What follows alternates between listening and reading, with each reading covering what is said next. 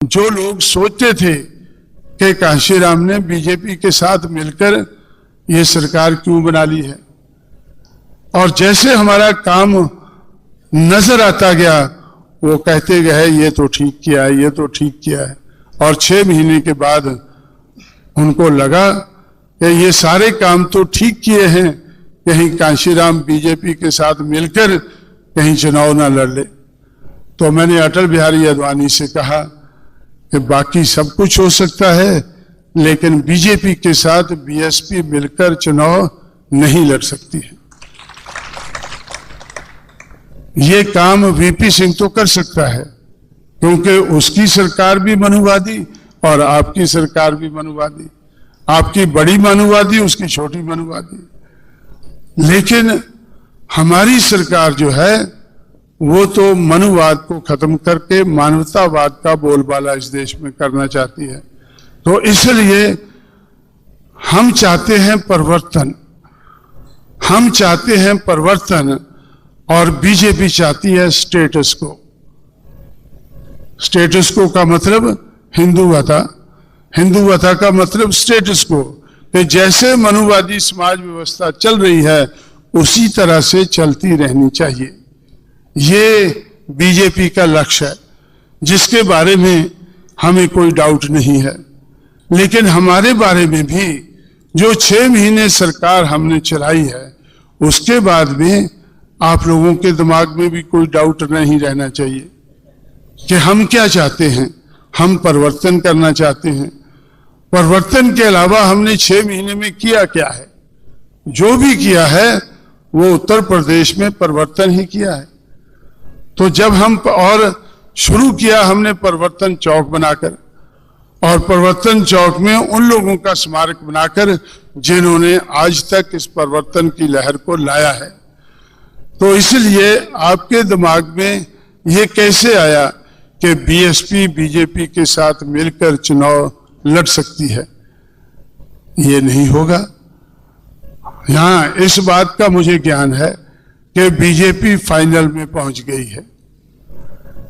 BJP अपने group में, मनुवादी group में, वो पहले नंबर पर पहुंच गई है, और मनुवाद के विरोधी ग्रुप में बहुजन समाज पार्टी अभी क्वार्टर फाइनल के लिए संघर्ष कर रही है।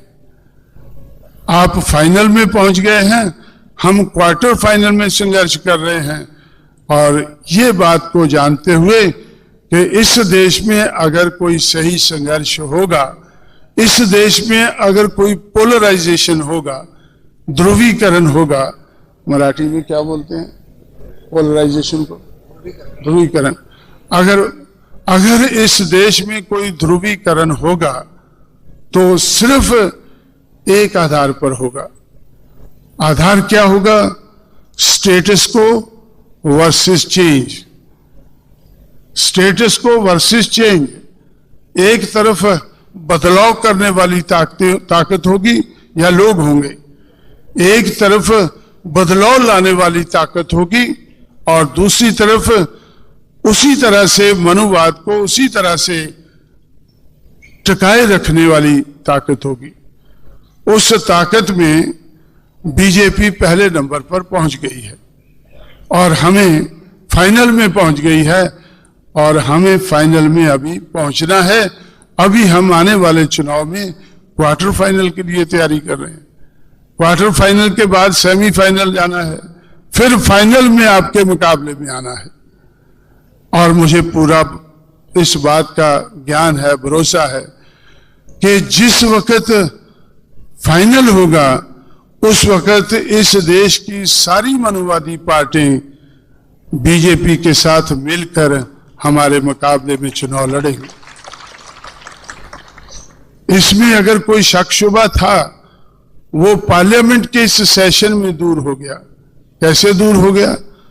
जब मनुवादी लोगों ने सोचा कि अब हमारे मेंबर पार्लियामेंट घटते जा रहे हैं और जिसको कांशीराम बहुजन समाज कहता है उसके बढ़ते जा रहे हैं। कहीं ऐसा ना हो कि अगले चुनाव में स्वर्ण हिंदुओं के एमपी कम हो जाएं और जो जिनको काशीराम बहुजन कहता है तो उनके कहीं 50% से ज्यादा ना हो जाए, इसलिए उन्होंने प्लान बनाया। कांग्रेस, बीजेपी और सीपीआई,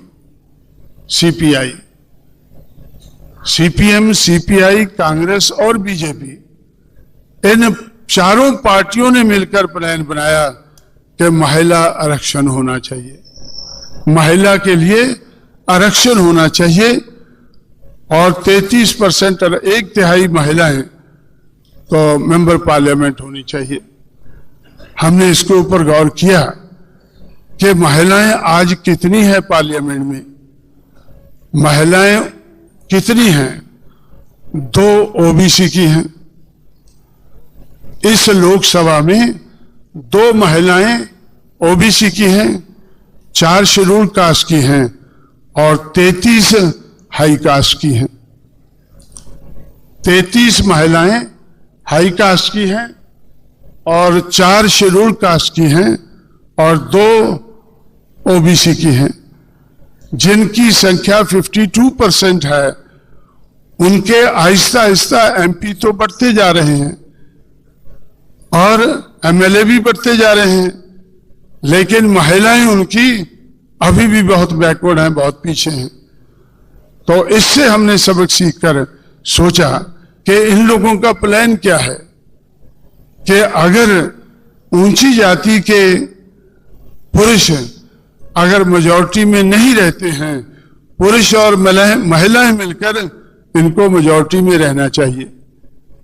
अगर आने वाले लंबे समय तक नहीं तो कम से कम 4-5 चुनाव तक तो इनको मेजॉरिटी में रहना चाहिए।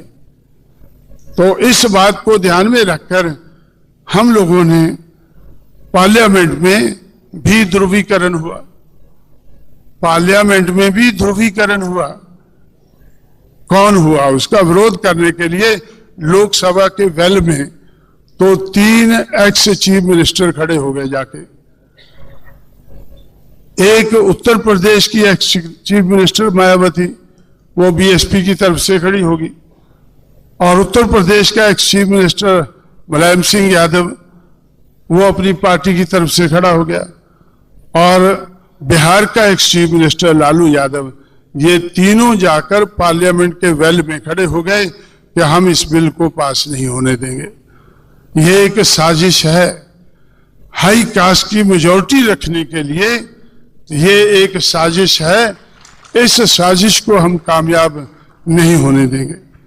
महिलाओं का आरक्षण हमें मंजूर है, लेकिन जो 33% महिलाएं होंगी उसमें से 85% बहुजन समाज की होनी चाहिए।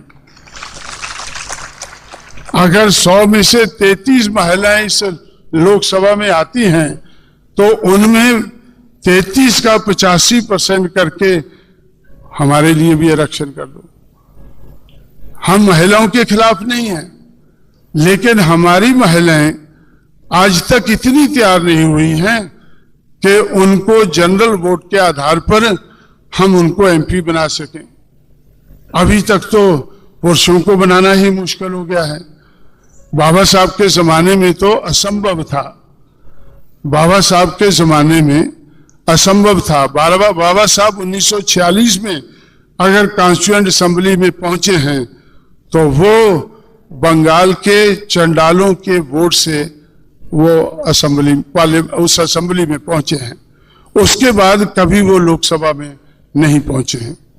उसके बाद वो 10 साल जिंदा रहे। 1956 तक बाबा साहब पार्लियामेंट में, लोकसभा में कभी नहीं पहुंचे हैं। तो इससे भी हम सबक सीखते हैं, और उससे सबक सीखकर ही मैंने ये फैसला किया कि मैं पार्लियामेंट में तब जाऊंगा जब मैं सारी पार्टियों को हराकर, दूसरी पार्टियों को हराकर, रगड़कर, उनको रगड़ा मार के आगे जाऊंगा, उनको कहकर आगे जाऊंगा कि भाई अगर रगड़ा कम लगा है एक और लगा देता हूं। मैं लोकसभा में जा रहा हूं तो कांग्रेस के ब्राह्मण कैंडिडेट को हराकर, बीजेपी वीपी सिंह के ठाकुर कैंडिडेट को हराकर और बीजेपी के अब मैं जाति का नाम भूल गया, ये जो कल्याण सिंह की जाति है, लोध, बीजेपी के लोधी को हराकर और मुलायम सिंह के साक्य को हराकर मैं मुलायम सिंह, चंद्रशेखर और देवीलाल, इन तीनों का कैंडिडेट सिटिंग एमपी जो था वो था, जो 89 में जो चुनकर आया था वो इन तीनों का कैंडिडेट था। वीपी सिंह का ठाकुर था और कांग्रेस का ब्राह्मण था और बीजेपी की सरकार लोध था। तो इसलिए साथियों, तो हम अभी इतने तक तो पहुंच गए हैं कि आज हम ये 1956 तक हमारी पोजीशन क्या थी कि हम किसी जनरल सीट से किसी शेड्यूल कास्ट के उम्मीदवार को नहीं जिता सकते थे। लेकिन सच तो ये था कि बाबा साहब अम्बेडकर 1952 में बॉम्बे से हारे, वो भी रिजर्व सीट से, और 1954 में वो भंडारा से हारे, वो भी रिजर्व सीट पर। 1954 तक हमारी पोजीशन थी कि हम शेड्यूल कास्ट के व्यक्ति को, और वो भी बाबा साहब के लेवल के व्यक्ति को, हम रिजर्व सीट से जिताने लायक नहीं थे। लेकिन 1991 में हम आगे बढ़े हैं, हमारी मूवमेंट आगे बढ़ी है कि 1991 में हम जनरल सीट से शेड्यूल कास्ट के आदमी को जिताने लायक बने हैं और 1996 में बने हैं। इस आधार पर मैं बार बार अपने लोगों से कहता हूं कि मैं जनरल सीट से क्यों लड़ता हूं। मैं जनरल सीट से इसलिए लड़ता हूं कि मैं अपने आप को कहता हूं बार बार, और अपने समाज के जो मेरे साथ चले हुए मेरे चेले हैं उनसे कहता हूं कि हमें आरक्षण लेना नहीं है, हमें आरक्षण देना है। हमें अपने समाज को आरक्षण देने लायक बनाना है। ये बात सही है कि आरक्षण लेने से हम यहां तक पहुंचे हैं। ये बात सही है कि जहां तक हम पहुंचे हैं तो आरक्षण लेकर पहुंचे हैं। लेकिन आज मेरी तमन्ना ये नहीं है कि हमें आरक्षण लेते जाना चाहिए। आरक्षण की मूवमेंट को शुरू हुए जो 26 जुलाई 1902 में आरक्षण कोल्हापुर से शुरू हुआ, वो 2002 में 26 जुलाई 2002 में, आज से 4 साल बाद उसको 100 साल हो जाएंगे। 100 साल में हमारे लोगों में कम से कम ये चाहत तो पैदा हो जाए कि हमें आरक्षण देने लायक बनना है। वो आरक्षण देते क्या है, क्यों, क्या कह के देते हैं कि ये जनरल सीट पर चुन के आने लायक नहीं है। जनरल सीट पर ये वोट से भी चुनकर नहीं आएंगे और जनरल सीट पर ये अपने मार्क्स लेकर भी सिलेक्ट नहीं होंगे। ये इलेक्ट नहीं होंगे, सिलेक्ट नहीं होंगे जनरल सीट पर, इसलिए इनको आरक्षण चाहिए। तो इसलिए मैंने सोचा है कि मैं जब अपने समाज को कहूंगा कि मेरे समाज के लोगों उठो, खड़े हो, तैयार हो जाओ, कमजोरी दूर करो, शक्ति पैदा करो, और मैं कहूंगा कि हमें आरक्षण देने लायक अपने समाज को बनाना है, तो ये तो लायकी के आधार पर ही हो सकता है, कमजोरी के लायक आधार पर तो नहीं हो सकता है। आरक्षण देने वाले हम लायकी के आधार पर अपनी लायकी का प्रदर्शन करके तभी हम देने लायक बन सकते हैं।